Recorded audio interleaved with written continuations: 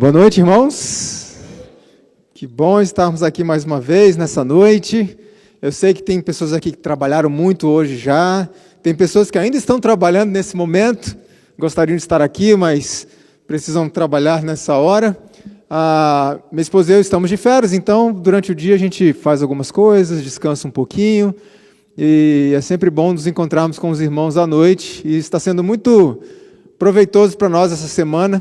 Estamos muito felizes por revê-los aqui nessa noite, e ainda temos alguns dias pela frente, não é? Só reforçando os temas que nós vamos tratar, hoje nós vamos encerrar essa temática voltada à questão da mídia, do que a gente contempla, do que assiste, do que ouve, etc. E o tema de amanhã, ele é muito importante, porque há muitas pessoas que dizem assim, diante de todos os apelos que são feitos, algumas pessoas podem pensar assim, bom, eu sei que o caminho que eu estou não é lá muito correto, mas o que eu faço na minha vida privada é problema meu. E ninguém tem nada a ver com isso. Já ouviram essa frase? Já disseram essa frase? Eu já disse essa frase muitas vezes. Mas amanhã eu quero mostrar para vocês, pela Bíblia, com a história de dois personagens, que aquilo que nós fazemos na nossa vida privada, se nós não tomamos as decisões ao lado de Cristo, isso prejudica toda a igreja. Como pode ser isso? Então nós temos que entender a nossa responsabilidade como parte de um corpo, parte do corpo de Cristo. E na quinta-feira à noite, nós vamos tratar de um tema muito sério, muito importante. Por quê? Porque muitas pessoas, ao evitarem o mundanismo, ao evitarem se rebelar contra Deus, elas acabam correndo o risco, e todos nós estamos sob esse risco, de pendermos para o outro extremo. Qual é o outro extremo? De um lado, mundanismo. Do outro, o orgulho da minha santidade. Isso é perigoso ou não é? Então, quinta-feira a gente vai falar um pouquinho a respeito disso. E na sexta-feira à noite vamos tratar a respeito do pecado que Deus não perdoa. Existe algum? Existe um. E nós vamos tratar um pouco sobre isso, lembrando que nós citamos no sábado de manhã que o pecado contra o Espírito Santo não é um ato, mas é um processo que culmina, então, com esse pecado. E no sábado pela manhã nós vamos encerrar com um tema que é um dos mais importantes para mim. Sexta-noite vamos falar sobre o pecado contra o Espírito Santo, mas no sábado vamos falar a respeito da atuação do Espírito Santo sobre a vida daqueles que permitem, e é uma atuação tão profunda, porque, irmãos, eu não sei se vocês vão concordar comigo, mas fazer mudanças no nosso exterior é difícil, requer muito esforço da nossa parte, não requer? Mas a mudança mais difícil é onde? Uma palavrinha, o nosso temperamento. Vocês concordam comigo ou só comigo que essas coisas acontecem? Então, no sábado de manhã, é a mensagem que vai exigir a maior fé da nossa parte, porque nós temos que ter fé em Deus, de que Ele pode fazer essa transformação. Pode ou não pode? E no sábado de manhã eu vou mostrar para vocês quão profunda é a transformação na vida de uma pessoa que se submete à ação do Espírito Santo. E o que aconteceu com tantos outros pode acontecer com a gente também. Amém por isso? Vamos à Bíblia, Salmo capítulo 90, verso 12. Salmo capítulo 90, verso 12.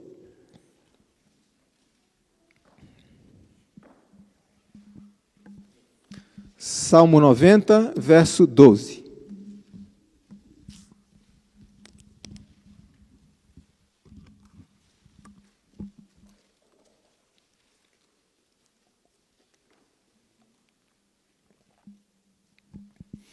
Antes de nós lermos o texto sagrado, como de costume, peço aos irmãos que curvem a fronte, assim como estão, para nós falarmos com o Senhor. Querido bom Pai que estás nos céus, obrigado, Senhor, por esse dia. O Senhor cuidou de nós de formas que a gente nem percebeu, quem sabe, mas o Senhor nos trouxe à Tua casa para encerrarmos esse dia na Tua presença. Pedimos que nos ajudes agora no estudo, abra o nosso entendimento, acalme o nosso coração, e que saiamos daqui, Senhor, não desanimados, mas motivados, sabendo que existe poder mais do que suficiente em Cristo Jesus para transformar qualquer pessoa, inclusive a mim. Te pedimos a Tua bênção neste momento, em nome de Jesus. Amém. Salmo capítulo 90, verso 12, diz assim: Ensina-nos a contar os nossos dias, de tal maneira que alcancemos corações sábios. Vamos para o Salmo capítulo 39. Capítulo 39, verso 4. No Salmo 90, o salmista pede a Deus para nos dar o discernimento para contarmos os nossos dias, para que alcancemos a sabedoria. E no Salmo 39, verso 4, ele fala algo similar, usando outras palavras, e ele diz assim: faze-me conhecer, Senhor, o meu fim, e a medida dos meus dias qual é, para que eu sinta o quanto eu sou frágil. Eu tenho um certo receio de algumas versões modernas da Bíblia, mas em alguns pontos elas são até interessantes para a gente fazer um comparativo, inclusive em questões mais poéticas da Bíblia. E eu achei interessante que a Nova Versão Internacional, falando do Salmo 90, verso 12, ela diz assim: faze com que saibamos como são poucos os dias da nossa vida, para que tenhamos um coração sábio. Eu gostei dessa tradução aqui. Então o salmista está pedindo a Deus: Senhor, me mostra que a minha vida é muito frágil, ela passa e passa muito depressa. Os pais aqui sabem, né, pastor, quanto que a vida passa depressa ao olhar para os filhos.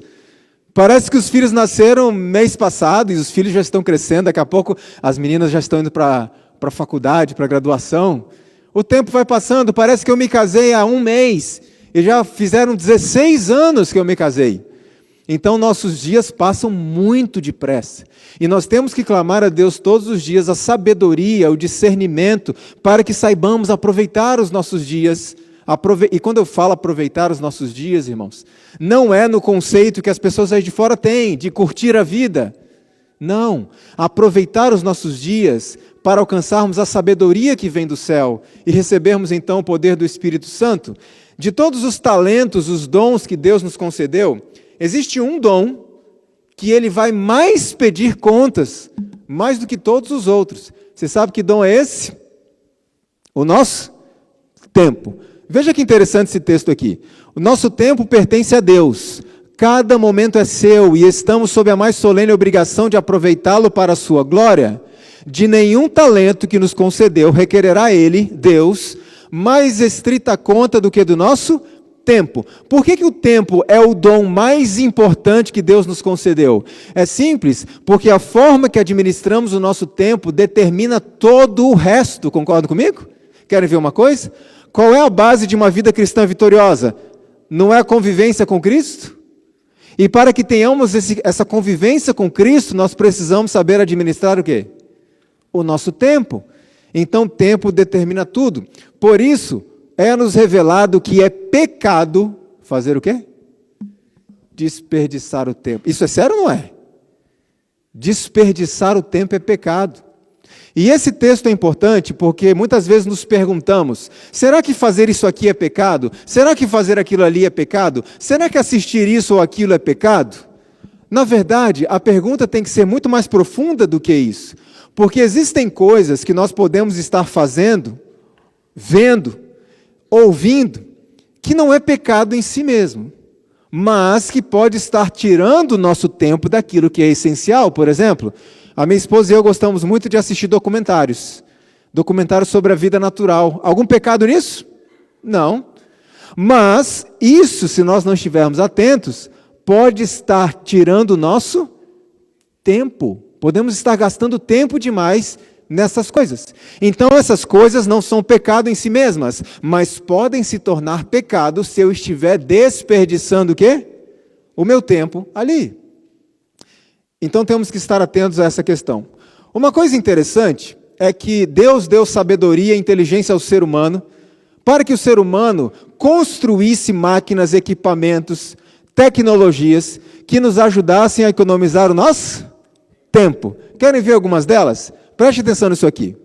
Vamos pensar no fogão a gás. Nós só temos fogão a gás, irmãos, há 188 anos. Como é que a gente cozinhava antes disso? A gente tinha que buscar a lenha, trazer a lenha, acender o fogo. Então isso gastava o quê? Tempo. O fogão a gás, então, nos faz economizar tempo, bastante tempo. Outro item, o automóvel. Temos automóvel há pouco tempo.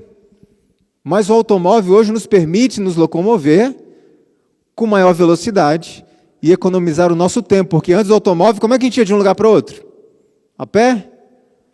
Uma charrete, um cavalo, uma tecnologia nova que surgiu chamada bicicleta, mas então surgem os carros, e agora a gente economiza muito tempo nesses trajetos. Outro exemplo é a máquina de lavar. É uma benção ou não é?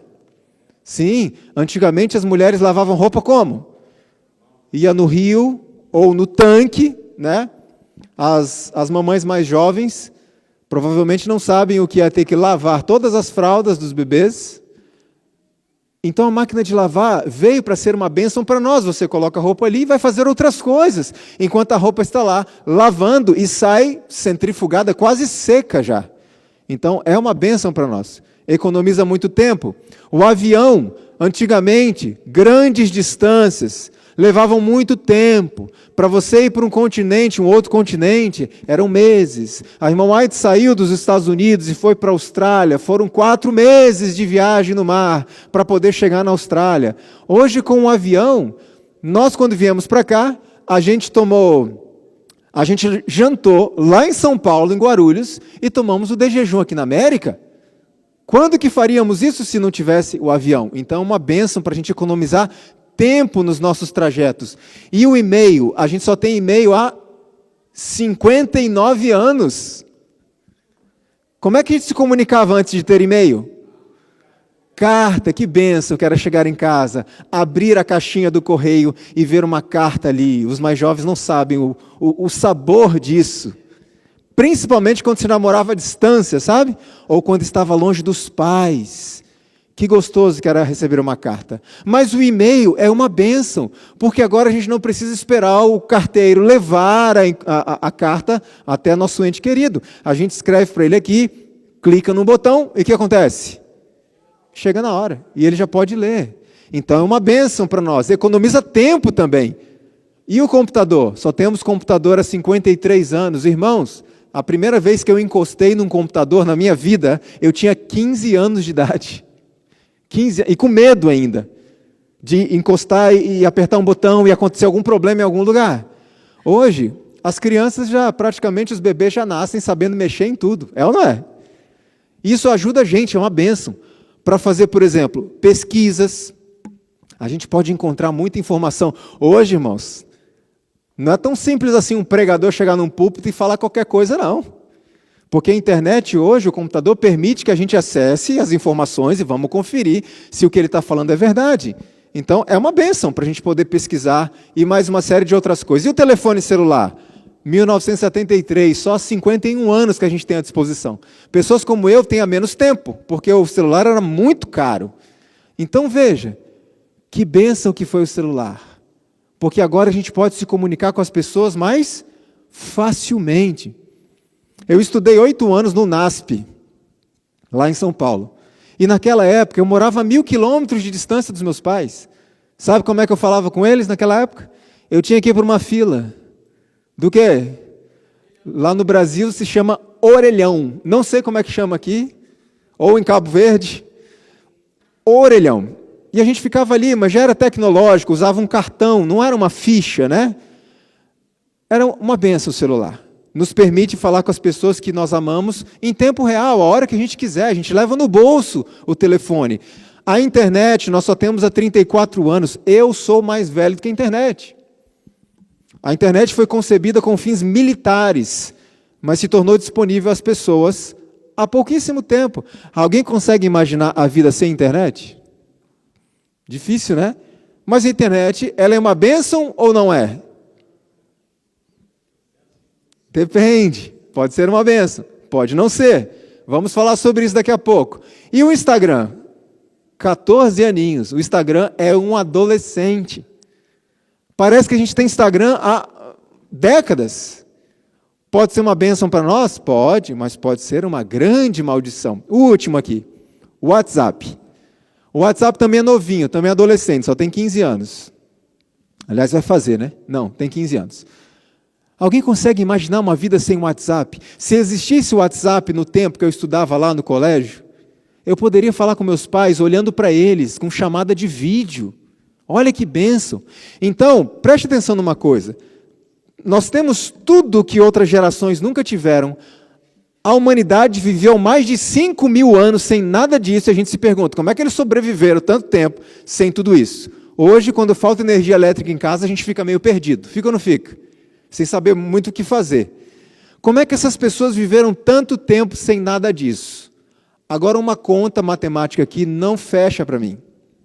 Nós temos tudo que outras gerações nunca viram, nunca tiveram, para economizar o nosso tempo. Tudo é muito mais ágil. Porém, nunca se viu uma geração se queixar tanto do que? Falta de tempo. Já parou para pensar nisso? Sabe qual foi a conclusão que eu cheguei? Estas coisas, especialmente as tecnologias digitais, elas são uma bênção, nos ajudam muito quando nós usamos essas coisas. O problema começa quando essas coisas nos usam. E aí que eles se tornam o grande ladrão do nosso tempo hoje. O nosso tempo que poderíamos estar com Deus. Eu vi uma postagem certa vez que dizia assim, que no dia do julgamento final, o Instagram, Facebook e outros mais, eles serão usados por Deus no dia do julgamento para mostrar que a negligência na comunhão diária não foi por falta de tempo. Eu achei interessante isso daí, essa ilustração que fizeram. Então essas coisas são uma bênção, mas elas podem roubar o nosso tempo. Olha uma informação importante do site oficial da ONU. Essa reportagem é de dezembro agora do ano passado. Mais de 3/4 da população mundial possui um telefone celular. Eles estão considerando uma faixa etária para cima, tá? Não crianças, mas uma faixa etária para cima. 75% da população do planeta, no final do ano passado, tinha um telefone celular. Sabe qual é a vantagem disso? Isso aproximou as pessoas. Porque hoje podemos nos comunicar com qualquer pessoa em qualquer lugar do mundo a hora que nós quisermos, sim ou não? Então, isso aproximou as pessoas umas das outras. Só que outra matemática não fecha, porque de acordo com uma pesquisa na revista Veja, um artigo da Organização Mundial de Saúde mostrou que o suicídio é a segunda causa de morte entre jovens entre 15 e 24 anos de idade. Então, pensa comigo. Nós temos a tecnologia que permitiu aproximar as pessoas umas das outras, mas nunca se viu uma geração sofrendo tanto de ansiedade, depressão, solidão e suicídio. Então pergunto novamente, essas tecnologias aproximaram as pessoas? Sim e não. Como assim? Essas tecnologias acabaram aproximando os que estavam longe, mas afastaram os que estavam perto. Vocês concordam comigo? E eu vou mostrar algumas coisas para vocês. Agora, o que é que está acontecendo conosco? O inimigo, ele usa essas tecnologias, que podem ser uma bênção, mas ele usa com um propósito muito bem definido. Veja qual é o propósito dele. As potências das trevas estão trabalhando com intensa energia, e a passos furtivos, sutis, sorrateiros, vai Satanás avançando, para se apoderar dos que agora se acham distraídos. Vocês concordam comigo que essa tecnologia tem um tremendo potencial para nos distrair? E o inimigo tem usado isso. Irmãos, algumas pesquisas foram feitas. A ciência, de uma forma geral, está muito preocupada com as tecnologias digitais e os efeitos que estão causando na vida das pessoas. Existe um documentário da Netflix chamado O Dilema das Redes. Eu recomendo que aqueles que puderem assistam esse documentário, O Dilema das Redes. Porque esse documentário é feito, ou os entrevistados ali, são os próprios fabricantes, os que conceberam Facebook e outras tecnologias, outras redes digitais, e eles explicam algumas dessas coisas, até mesmo um botãozinho de like, houve uma equipe ali, para produzir esse tipo de coisa. E tudo tem um propósito, tudo tem uma finalidade. Só que alguns efeitos começam a aparecer. E eu não vou mostrar todas as pesquisas, eu resumi, fiz um consolidado, tá? De várias pesquisas que foram feitas e como o uso indiscriminado ou excessivo dessas tecnologias podem causar problemas no ser humano em algumas áreas. A primeira delas é a área do prazer. Nós vimos no sábado à tarde um pouco sobre isso. Mas essas tecnologias causam uma hiperestimulação, geram um certo prazer, só que essa hiperestimulação, o cérebro vai acostumando com ela, é um fenômeno chamado tolerância, de tal forma que para eu continuar sentindo aquele mesmo prazer, eu preciso de estímulos maiores, mais fortes, ou seja, nós vamos perdendo a capacidade de sentir prazer em coisas simples, E começamos a ficar dependentes demais de estímulos. A outra área afetada, essa aqui é fácil de entender, é a área do repouso. Geralmente, qual é a primeira coisa que a gente faz quando acorda de manhã? Em geral, nem todos, mas em geral, dá uma olhadinha no celular. É ou não é? E a última coisa que muitas pessoas fazem antes de dormir? Dá uma olhadinha no celular. A ciência diz que para a gente ter uma boa noite de sono, nós precisamos apagar todas as telas, pelo menos 2 horas antes de deitar. Celular, televisão, diminui a luminosidade da casa. Por quê? Há 2 fatores aqui. Existe uma glândula aqui no nosso cérebro chamada glândula pineal. É isso mesmo? Glândula pineal. Essa glândula é responsável pela produção dos hormônios de sono, para que você possa dormir bem. Só que essa glândula, ela precisa da ausência de luz. Porque enquanto há luz, essa glândula entende que está de dia, ok? Então, quando o sol vai baixando, essa glândula, está na hora de começar a produzir hormônios do sono, para a pessoa poder descansar. Mas quando o sol se põe, o que a gente faz? A gente acende tudo. É assim ou não é? Irmãos, eu estou falando do mundo real, tá? A gente vive no mundo real. O mundo ideal seria isso aqui que eu vou falar para vocês. Mas a gente entende que vivemos no mundo real e a gente tem que se adaptar da melhor maneira possível a isso. Só que quando a gente acende tudo, a glândula pineal entende o quê? Está de dia. Ainda não está na hora de ir dormir. Então não libera ainda os hormônios do sono. Outro problema. Essas tecnologias, essas telas, elas estimulam o cortisol. E o cortisol é justamente aquela substância que faz você acordar e te mantém desperto. Excesso de cortisol significa um estado perigoso de estresse. Pergunta para vocês, qual é o horário, o momento ideal para a gente ir para a cama dormir? Qual é o momento no mundo ideal que Deus criou, como Deus concebeu? Quando o sol se põe. Esse é o momento de ir dormir. Lá no Brasil a gente fala assim, a gente tinha que ir dormir com as galinhas. Os animais se recolhem quando o sol se põe. Seria o horário ideal para nós dormirmos. Porque é nesse momento que a luz do planeta, ou desse lado do planeta, vai diminuindo e o corpo começa a reagir para que a gente tenha uma boa noite de sono. Mas no mundo real, isso não acontece. Qual o resultado disso? Aumento do cortisol, aumento consequente da ansiedade. E a ansiedade tem sido um grande problema nessa geração. Outra área que é afetada, então, é a área da memória. O cérebro processa informações, processa muitas, infinitas informações, mas a memória é limitada. Então, eu estou ali na minha rede social o dia inteiro, passando aquela tela, informação, isso vai acumulando na minha memória, e quando eu preciso gravar um texto bíblico ou qualquer coisa importante que seja, eu tenho dificuldades e vou dizer assim, eu estou ficando velho mesmo. E muitas vezes não tem a ver com a idade, tem a ver com uma memória que está muito sobrecarregada de informações. Irmãos, deixa eu dar uma dica para vocês, usuários de WhatsApp. Você não precisa compartilhar tudo que você vê, tá bom? E você não precisa assistir e ler tudo que você recebe. Combinado? Porque é muita informação. E boa parte dessa informação não tem utilidade nenhuma. Só sobrecarrega a nossa memória, principalmente a memória secundária. Só fica ali, sobrecarregando, sem nenhuma utilidade. Isso vai diminuindo a nossa capacidade de retenção de informações. Outra área afetada é a da aprendizagem. Sabe por quê? Esse excesso de informação das redes sociais, a gente reflete em tudo que está ali? Para pensar? Para raciocinar? Não. A gente vai rolando a tela, E ai daquele irmão que postar um texto desse tamanho. O famoso textão. Alguém para ler texto longo no Instagram hoje? Alguém para? Dificilmente.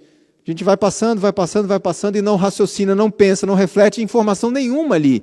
A gente começa a perder a capacidade, sabe do quê? Interpretação de texto. E sabe qual é um dos maiores problemas dos alunos hoje nessa geração? Interpretação de texto. A gente perde a capacidade de analisar as coisas. Olha só que interessante, um artigo no site da BBC. Hábitos digitais estão atrofiando nossa habilidade de leitura e compreensão. O fato de lermos cada vez mais em telas em vez de papel e a prática cada vez mais comum de apenas passar os olhos superficialmente em múltiplos textos e postagens online podem estar dilapidando, moldando nossa capacidade de entender argumentos complexos, de fazer uma análise crítica do que nós lemos. Irmãos, um dia eu estava pregando numa igreja, lá no Brasil, e eu estava falando a respeito da experiência que Jesus viveu no Getsêmani. É espantoso. Quando terminou a pregação, um irmão me procurou e falou, irmão, só pela misericórdia de Deus, hein? Eu disse, sim, é só pela misericórdia de Deus mesmo. Mas o quê? Ele disse, para entender esse sermão.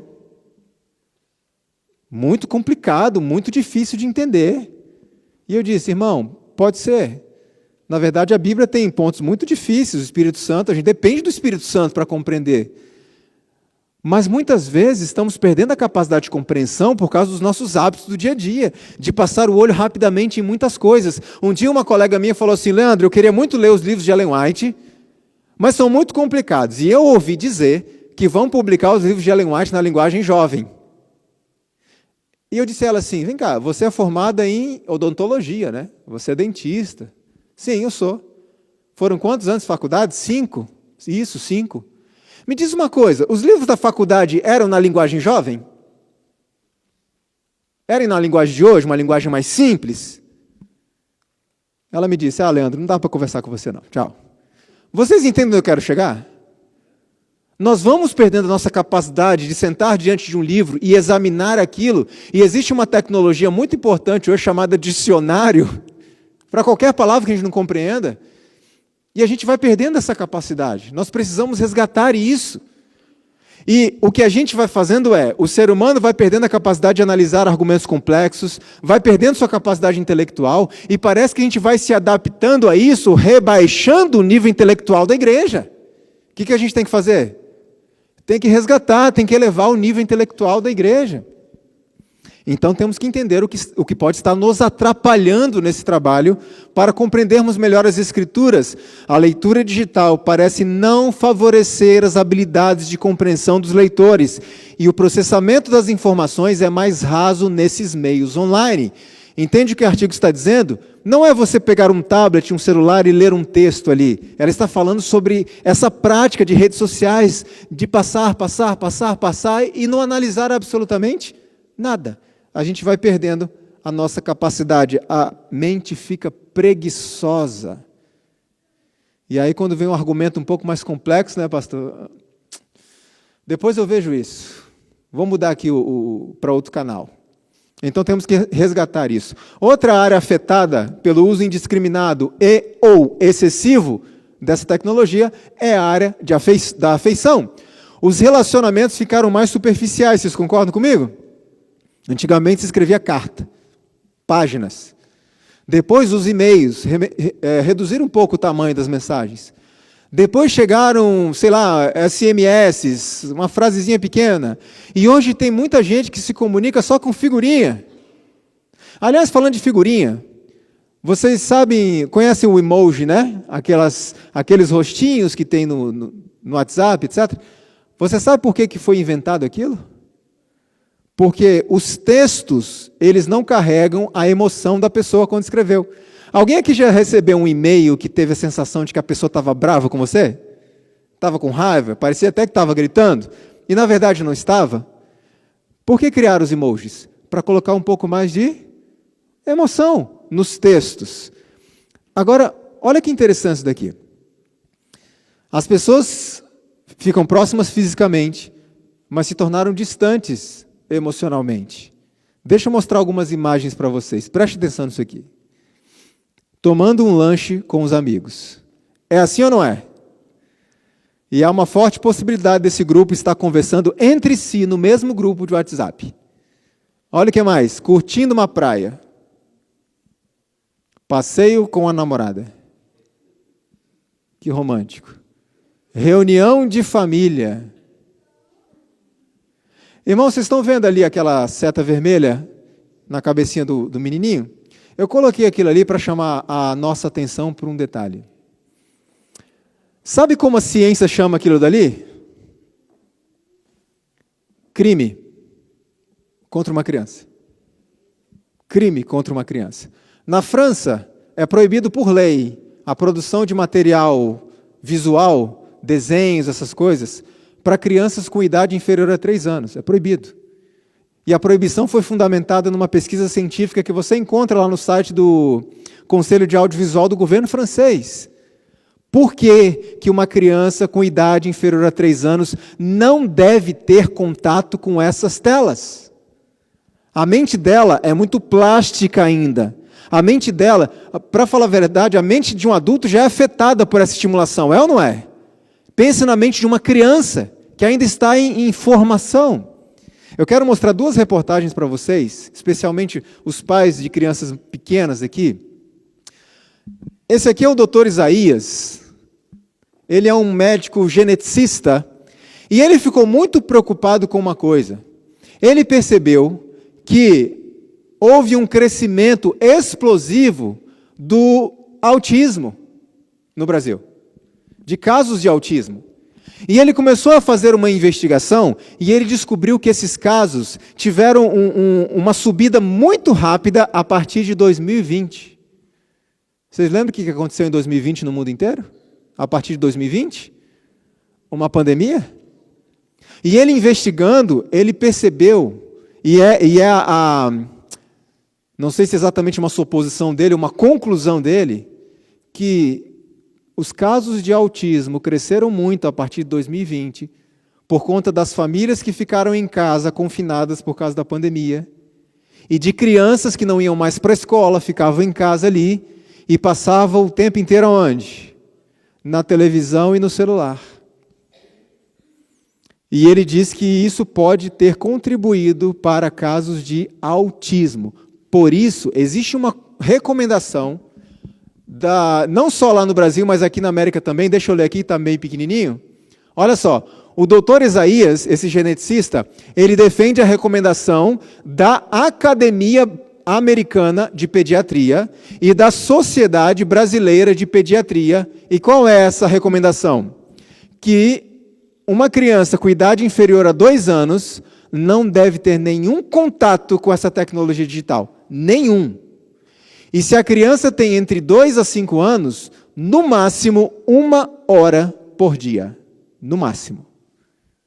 Por causa do potencial dessa tecnologia de desenvolver quadros de autismo nessa faixa etária.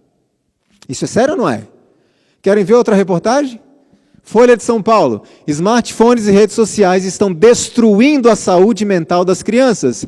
Evidência dos efeitos catastróficos do aumento do tempo de tela é esmagadora.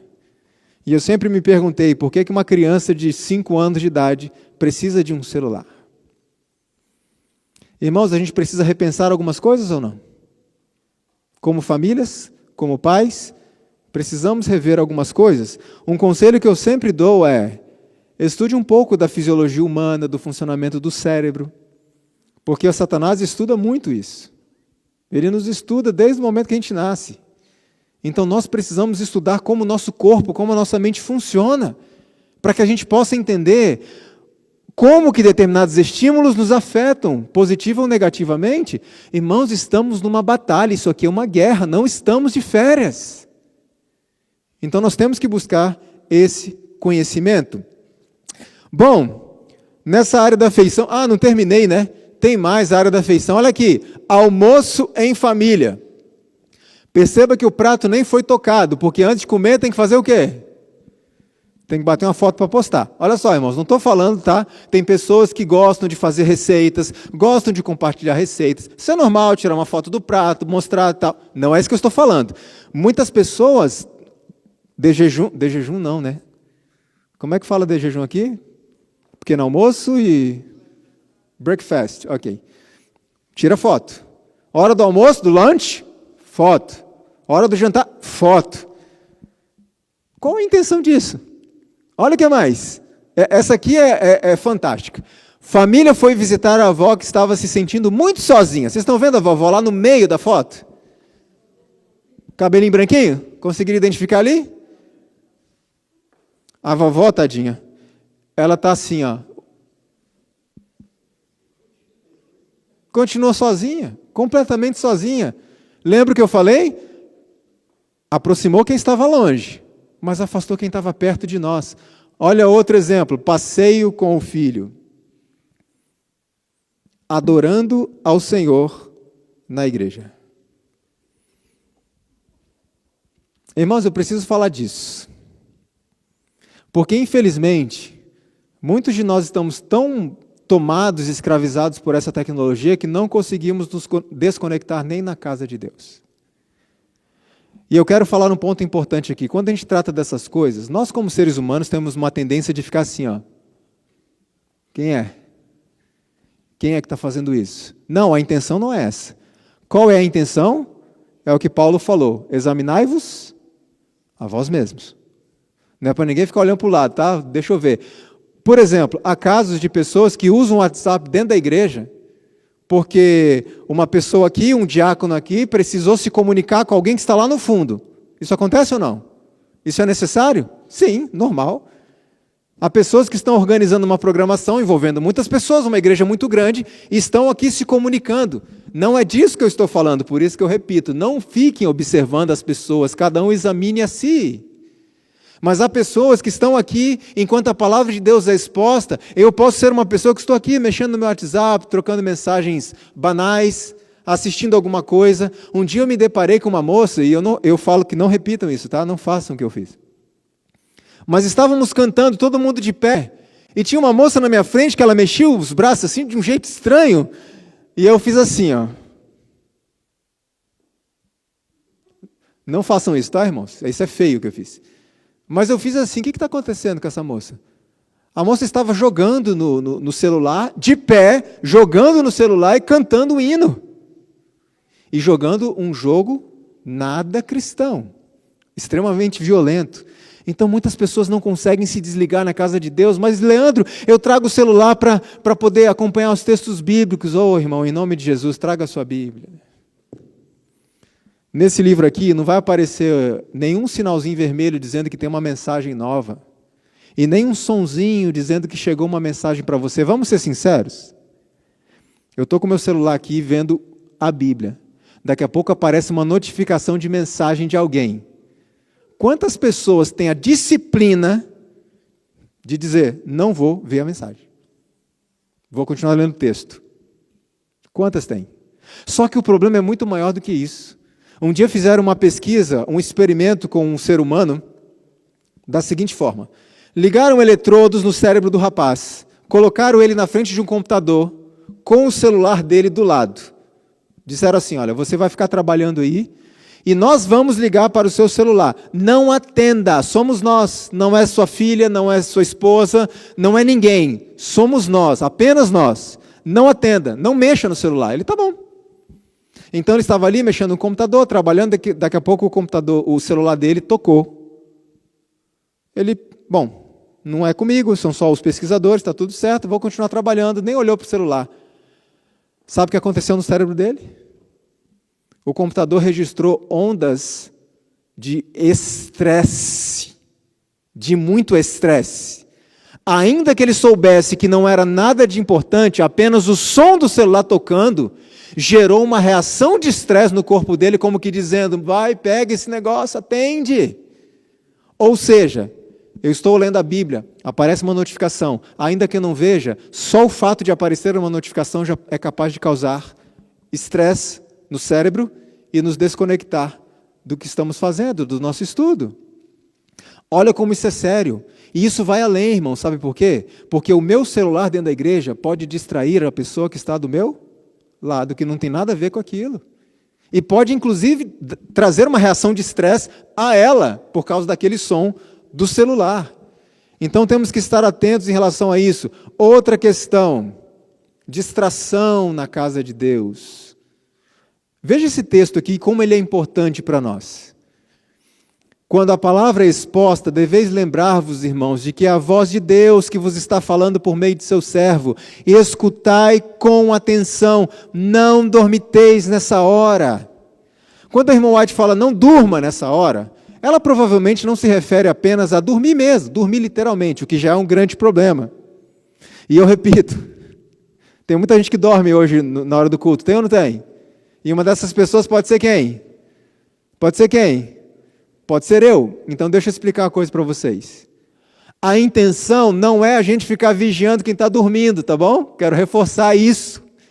É que a gente possa examinar a nós mesmos. Existem pessoas que dão aquela cochilada no culto e a gente fala, que desrespeito com a casa de Deus, que irreverência. A gente não sabe que tipo de dia aquela pessoa teve, irmãos.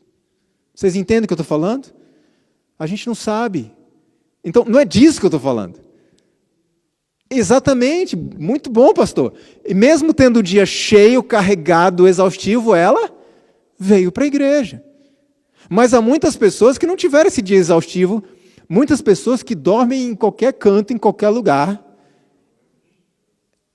Tem algum tipo de problema, tem pessoas, por exemplo, como eu, que sofrem de apneia do sono, que param de respirar durante a noite, então não tem aquela noite boa, né, reparadora, mas a gente se segura, né, amor? A gente se segura para não ficar dormindo por aí. Então tem casos e casos. O que eu estou dizendo aqui é, há muitos casos de pessoas que estão com a mente sobrecarregada demais por causa de intemperança nessas áreas, por isso não conseguem ficar acordados no culto. Então cada um tem que examinar qual é o seu caso, ok? Vou reforçar, o seu caso, não é o caso do irmão. Por que isso é perigoso, a gente se distrair? Mas quando Ellen White fala, não é só dormir literalmente, mas é escutar sem atenção ou se distrair. Qual é o perigo de se distrair? Porque assim fazendo, se distraindo, cochilando, é possível escaparem-se-vos nesse momento justamente as palavras que mais necessitais ouvir, palavras que atendidas vos livrariam de enveredar por algum caminho errado. Basicamente é isso aqui. Eu estou prestando atenção na pregação. Satanás sabe o que vai ser pregado? Os seus anjos sabem? Sabem? Vocês acham que quando alguém está preparando um sermão em casa, Satanás deixa ele quieto lá? Não, deixa ele lá, está preparando o sermãozinho dele. Ou você acha que ele vem dar uma espiadinha? Vem dar uma olhada. Então, quando o pregador vai falar aquelas palavras, imagine, você está num caminho errado, está no caminho da perdição, e o pregador trouxe uma mensagem que Satanás sabe, olha, essa mensagem aqui pode despertar esse menino. Vamos cuidar disso aqui. No momento que o pregador vai falar aquela frase que vai despertar você e vai salvar a sua vida, notificação de mensagem no celular. Você pega o celular, tá, nada de importante. Volta a prestar atenção na mensagem. Mas o que foi que aconteceu? Passou. Aquela frase que iria salvar a sua vida, isso que a irmã está dizendo, queria te livrar de ir para um caminho errado. Passou. Você perdeu. Só que tem uma coisa muito, muito mais grave. Aquela poderia ter sido a sua última chance. Isso é sério ou não é? E eu perdi a minha última chance por causa de um aparelho de celular. Então, em nome de Jesus, não se distraia na casa do Senhor. Quando a mensagem estiver sendo exposta, preste atenção. Preste atenção. Cristo morreu para nos dar liberdade. E um dos mais deploráveis efeitos da apostasia original foi a perda do poder de domínio próprio por parte do homem. Irmãos, muitos de nós estamos escravizados por um pequeno aparelho de celular. Eu li uma entrevista de uma socióloga, Amber Case, no jornal El País, da Argentina, e ela dizia que o celular é o novo cigarro, e veja as palavras dela no artigo. Quando me levanto pela manhã, devo me perguntar se dedico tempo a mim mesma, se posso meditar, desenhar, se eu escrevo. Mas o fato é que meu dia a dia está tomado pelas notificações do telefone e do computador. Está ou não está? Ele nos domina, as notificações nos dominam. Estamos conscientes da quantidade de alertas que nos cercam? Olha o conselho dela. Silencie o telefone, desative as notificações, põe o celular no modo avião e decida você mesmo quando quer interagir com ele. O cérebro sofre com a conexão constante. Ela está dizendo, desliga o som do celular, põe no modo avião, desliga a rede. Porque se nós não fazemos isso, imagina, eu estou cuidando das coisas na minha casa, de repente vem o som de uma notificação de mensagem nova. O que a gente faz nessa hora? Ou é só eu? A gente tem a disciplina, não, eu estou resolvendo isso aqui, depois eu vejo qual é a mensagem. Então, quando eu vou até o telefone, por causa do som, quem é que está mandando em mim? Ele está me controlando. Então ela diz, desliga, desativa, e aí você vai pegá-lo quando você quiser. E aí é você que passa a dominar o aparelho. Olha o que mais que ela diz. A tecnologia não é ruim, mas seu uso está nos desconectando e escravizando.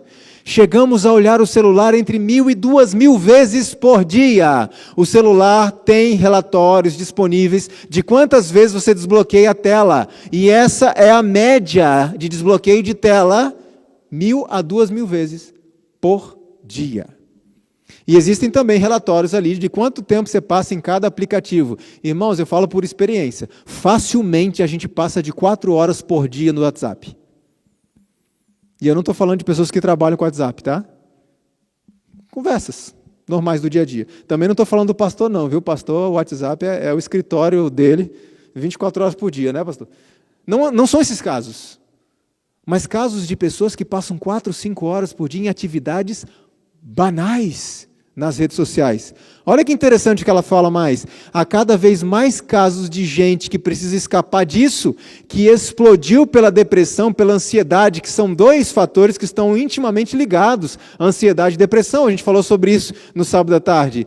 Muitos colegas dela, que trabalhavam na tecnologia, foram morar onde?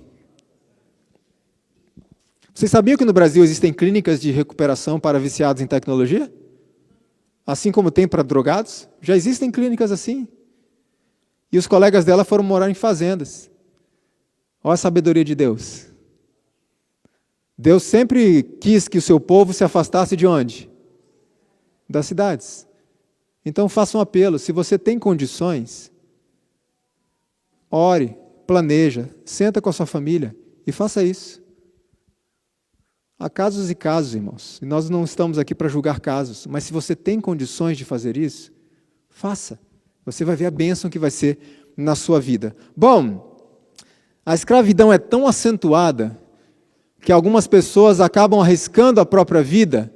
Essa reportagem é de 2014, faz 10 anos. Há 10 anos atrás, aqui na América, 26% dos acidentes de carro eram causados pelo uso do celular. Por quê? Eu estou dirigindo, falando ao celular. O meu cérebro não se concentra nas duas coisas. Não tem como, é impossível. Então ele fica oscilando entre o trânsito e o telefone. Trânsito, o telefone. Você alguma vez já estava dirigindo e viu um motorista que ficava assim? E comendo faixa? E quando você passava do lado dele, você percebia que estava fazendo o quê? Falando celular. Por quê? Distrai. Fica lá e aqui, indo e voltando, o cérebro. E no momento que o cérebro oscilou para o celular, bateu o carro. Olha no Brasil como é que as coisas estão, ou estavam. O uso de celular ao volante é a 3ª maior causa de mortes no trânsito do Brasil.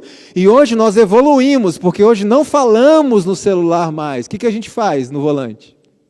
A gente digita. É ou não é? Baixa a cabeça, digita, olha, baixa a cabeça, digita. E tem um momento que a gente baixa a cabeça, falta só 2 palavras.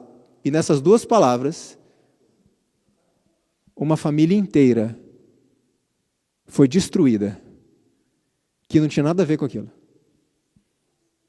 3ª maior causa de mortes no trânsito do Brasil. Agora, existem formas mais chocantes de arriscar a vida das pessoas. Pessoas que estão viciadas nessas tecnologias. Olha isso daqui. Reportagem da revista Time. pai jogador é preso depois que criança pequena morre por negligência. Um sul-coreano foi preso sob suspeita de permitir que o seu filho de 2 anos morresse de fome enquanto ele passava dias jogando online em cybercafés. A esposa dele trabalhava numa fábrica longe da cidade. Se eu não me engano, ela passava semanas sem voltar para casa. E o pai ficou responsável pelo filho de 2 anos. Esse pai ia para cybercafés, passava dias ali sem voltar para casa. Lá ele ia ao banheiro, lá ele comia, lá ele fazia tudo, ficava jogando. Irmãos, a polícia encontrou essa criança de 2 anos em decomposição, dentro de um saco de lixo. O pai teve a coragem de pegar essa criança que tinha morrido dentro de casa, colocar num saco e jogar no lixo. Olha o nível de vício que um ser humano pode chegar. Olha o outro exemplo. Essa notícia que chocou o mundo inteiro e saiu em todos os grandes jornais do mundo.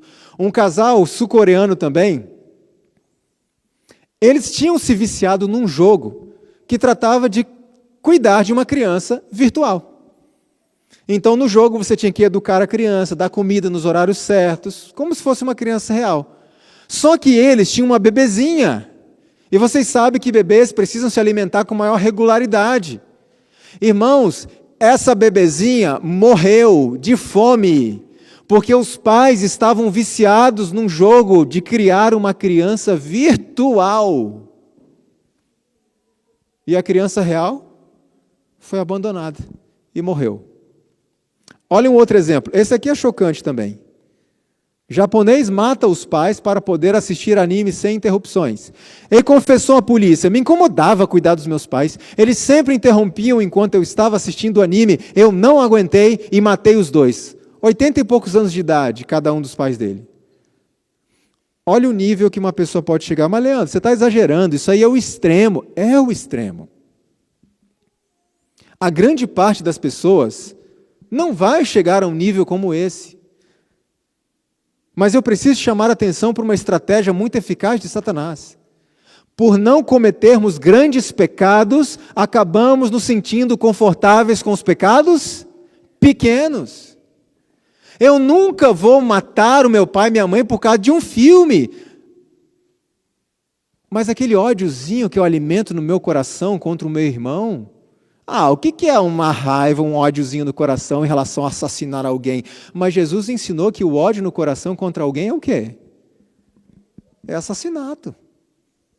Uma pessoa pode dizer assim: eu jamais adulteraria, nunca ia trair minha mulher, me deitar com uma outra mulher, jamais, e provavelmente nunca vai fazer isso mesmo. Então a pessoa se sente muito confortável olhando para as meninas nas ruas. É só uma olhadinha. O que é uma olhadinha diante de um adultério? Eu nunca vou adulterar, mas só uma olhadinha. Eu nunca assistiria um filme pornográfico na minha vida, jamais. Então eu me sinto confortável com essas produções diabólicas de Hollywood. Entendem a estratégia? A gente se sente à vontade com pequenos pecados, porque a gente nunca vai cometer os grandes. Mas pecado é pecado. Tem consequências diferentes, tem gravidade diferente diante de Deus? Tem. Mas no final das contas, é tudo pecado. Grande ou pequeno, vai me tirar do céu do mesmo jeito se eu não me arrepender. Leandro, mas eu não sou um escravo não sou viciado nessas coisas não. Então faça um teste, 24 horas sem tela nenhuma. Só isso. Simples, rápido. 24 horas sem tela nenhuma. Se você não aguenta, achou um absurdo a proposta, você é viciado. Você é um escravo. Um dia um rapaz me falou: eu vou aceitar o seu desafio, vou passar 24 horas sem esse negócio. No dia seguinte ele veio conversar comigo. Eu falei: e aí, como é que foi o desafio? Ele falou: irmão, difícil, viu? Eu falei: é claro. Sabe quando o viciado percebe que é viciado? Quando tira um objeto do vício dele. Enquanto não tira, ele não sabe. Um dia um rapaz me falou assim: mas eu vou aceitar o desafio. E já escolhi o dia. Do pôr do sol de sexta ao pôr do sol de sábado. 24 horas sem celular, sem computador, sem telas. Eu falei: é mesmo? Vai lá então. Irmãos, eu não sei a realidade de vocês aqui, mas infelizmente no Brasil, em muitos lugares, não todos, o sábado tem sido o dia mais ocioso na vida de um adventista. E esse rapaz veio falar comigo depois, irmão, nem no sábado eu consegui ficar sem esse negócio. É difícil, eu sei, é a mesma luta minha. E quando nós somos bombardeados por essas coisas, Jesus faz um convite para a gente e ele diz, vinde vós aqui à parte, ao lugar deserto, e faz o quê? Descansa um pouco, desliga isso, vem passar um tempo comigo, ponde-vos nos caminhos, diz o Senhor, e vede, perguntai pelas veredas antigas qual é o bom caminho, e andai por ele, e achareis descanso para as vossas almas. Não é essa a interpretação desse texto? Eu quero aplicar para a nossa realidade. Voltar para os marcos antigos, apenas uma analogia eu quero fazer. No contexto da tecnologia, precisamos às vezes voltar para os métodos antigos. Precisamos voltar a sentir prazer em estudar as páginas da Bíblia, em vez de ficar clicando ali na Bíblia online, ou assistindo filmes, novelas pseudo-bíblicos. Precisamos voltar a sentir prazer na oração particular. Irmão, Jesus não tem rede social. Para de publicar ao mundo inteiro seus problemas, suas angústias, suas mazelas. Fala com Jesus.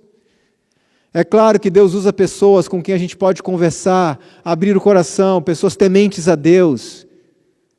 Mas não se torne dependente de seres humanos para resolver os seus problemas. Para de postar a vida inteira nas redes sociais, porque Jesus não está lá na rede social.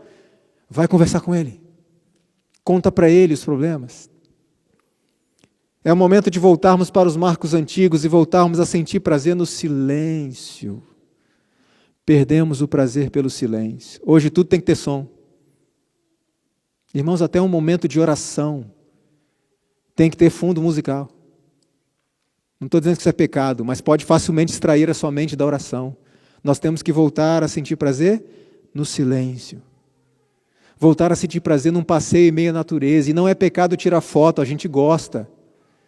Mas separa um tempo para deixar o celular de canto e em vez de guardar aquelas imagens no seu celular, guarda onde? Guarda na memória. Separa um tempo para parar e apenas contemplar as obras de Deus. Tem pessoas que saem para passear e voltam para casa. E aí, como é que foi? O que você viu lá? Ah, não sei, vou ver agora no computador. A pessoa passa o dia inteiro só tirando foto. Chega a cansar. A gente não precisa postar a nossa vida toda.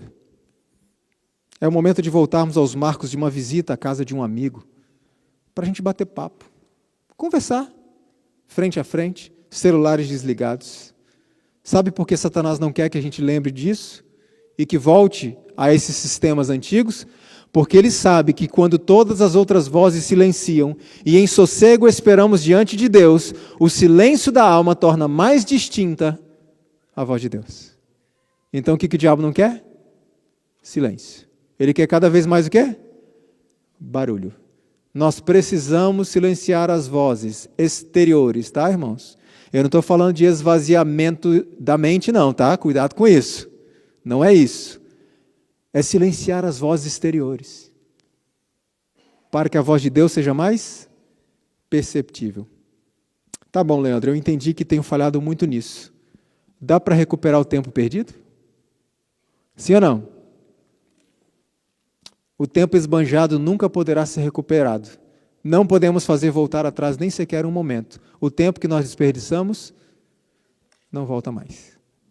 Então estamos perdidos? De forma nenhuma, porque o texto não acabou. A única maneira de podermos remir ou resgatar o nosso tempo consiste em utilizar o melhor possível que nos resta. Dá para recuperar o que passou? Não. O que dá para fazer? Fazer diferente daqui para frente. Eu repito o que eu já disse aqui várias vezes. Para Deus não importa o que nós fizemos até aqui. Para Deus importa o que vamos fazer daqui para frente. Então é por nossa conta agora. O que nós vamos fazer diante de tudo que nós ouvimos? Irmão, Jesus está falando ao nosso coração e dizendo, eu estou à porta batendo. Se alguém ouvir a minha voz e abrir a porta, eu vou entrar. Eu vou cear com Ele e Ele comigo. É uma cena triste, Jesus batendo na porta. Sabe por quê? Porque Ele é o dono da festa. Porque Ele que dá a ceia. Ele que oferece o banquete. E Ele está do lado de fora batendo, implorando para o Leandro deixar ele entrar. Que cena triste. Agora, por que muitas pessoas não estão abrindo a porta? Jesus responde o porquê. Ele diz, se alguém fizer o quê? ouvir a minha voz. Aqui está o problema. Tem muita gente que não está abrindo a porta porque sequer está ouvindo Jesus batendo, porque está distraído demais com essas coisas. Por isso nós precisamos silenciar algumas vozes do nosso dia a dia, para que a gente ouça Jesus batendo e possamos então abrir a porta. E aqueles que conhecem um pouco da cultura judaica sabem que cear com uma pessoa, né, pastor? Não é uma coisa superficial. É uma coisa muito profunda. Silencie as vozes exteriores. Ouça Jesus falando. E Ele entrará em nosso coração e transformará a nossa vida. Que o Senhor nos ajude e nos abençoe, nos dê discernimento para administrarmos bem o nosso tempo. Lembre-se, irmãos, essas coisas podem ser uma bênção, ok? Não saiam daqui preocupados, não vou pegar mais meu celular. Não. A proposta dessa noite foi, aprendamos a administrar, tá bom? Vamos orar. Querido bom Pai que está nos céus, nós te louvamos, Senhor, pela inteligência que deste ao ser humano. Agradecemos, Senhor, pela tecnologia que nos ajuda em tantas coisas, inclusive na pregação do Evangelho, a lugares que certamente sem essa tecnologia nós, seres humanos, não alcançaríamos. Mas por meio disso, temos alcançado muitas almas para Ti. Mas, Senhor, a tecnologia também, por outro lado, tem feito com que muitas almas se percam. E uma dessas almas pode ser a minha. Por isso eu te peço, abra os nossos olhos. Ajude-nos a fazer um bom uso disso. Dá-nos o discernimento que precisamos para que todas essas invenções sejam uma bênção, venham para somar na nossa vida e não para destruí-la. Abençoe cada um de nós, e se porventura tem alguém aqui, Senhor, que está preocupado com a vida que tem levado, que saia daqui nessa noite com a certeza do Teu perdão, pleno, completo. Que todos saiamos daqui felizes, motivados, em saber que temos poder em Cristo Jesus disponível para transformar completamente a nossa vida. Dá-nos a Tua paz, concede-nos o Teu Santo Espírito, protege-nos durante essa noite, concede-nos um bom descanso e traga-nos de volta amanhã. Pedimos e agradecemos em nome de Jesus. Amém.